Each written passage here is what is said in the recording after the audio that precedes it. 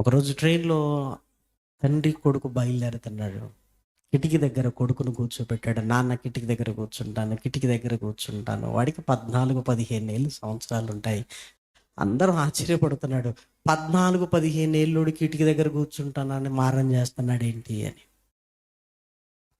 పక్కనే రిక్వెస్ట్ చేసి కూర్చోబెట్టారు.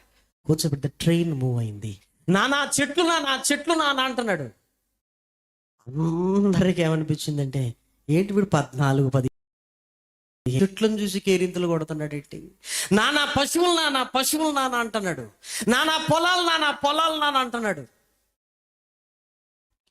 ఆ భోగిలో ఉన్న వాళ్ళకి ఏమనిపిస్తుందంటే, ఇప్పటి వరకు ఎక్కడికి తీసుకెళ్ళలేడా ఏంటి. నానా కొంగలు నానా కొంగలు నానా అంటున్నాడు.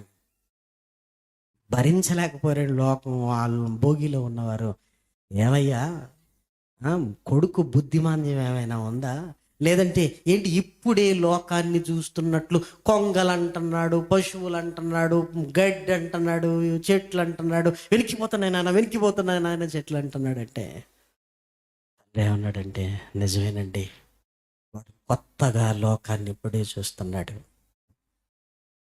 కొత్తగా లోకాన్ని చూస్తున్నాడు ఇప్పుడే. నిజమే మీరు అన్నది అన్నాడు. అంటే అవును, ఎన్ని రోజులు గుడ్డివాడుగా ఉన్నాడు.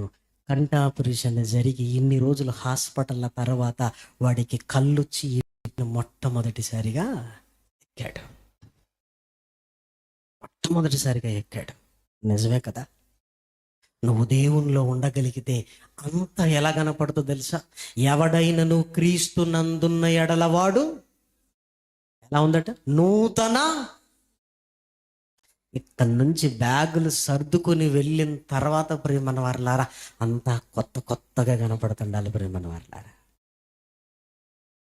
అంత కొత్త కొత్తగా ఉండాలి.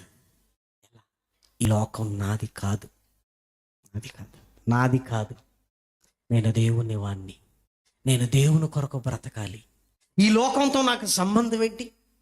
నా ముందు లక్ష్యం నా భవిష్యత్తు, నా భవిష్యత్తు, నా భవిష్యత్తు కొరకు మహనీయుడైన యేసుక్రీస్తు సిలువలో మరణించి ఆకాశమంతా ఎత్తుకు ఎదిగిన ఆయనను చూస్తూ ఆ ఆకాశ గగనాన్ని చీల్చుకొని వెళ్ళగలిగేది కదా నా భవిష్యత్తు.